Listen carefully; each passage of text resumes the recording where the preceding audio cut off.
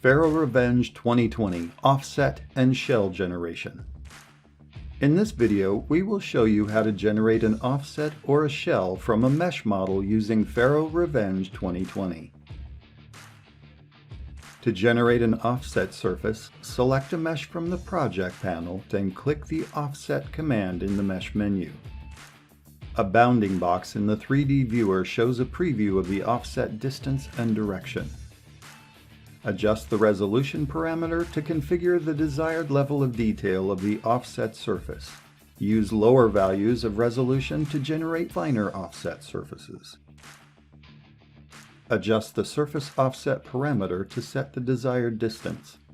Outer shells are generated by setting a positive offset value, while inner shells are obtained with negative values. Click Compute Offset to generate an offset surface with the current parameters. At the end of the computation, the outer surface will be displayed with transparency.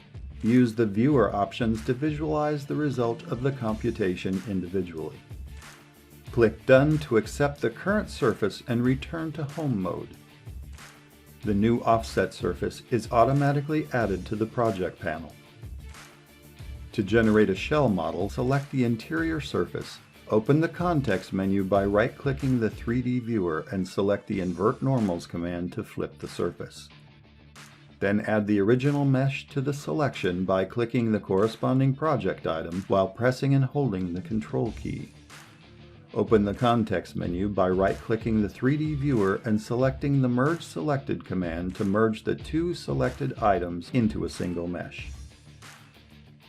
The merge mesh is automatically added to the project panel. To complete the shell, the gap must be filled between the interior and exterior surfaces. Open the Holes tool from the Mesh menu and activate the Select Boundaries interaction mode.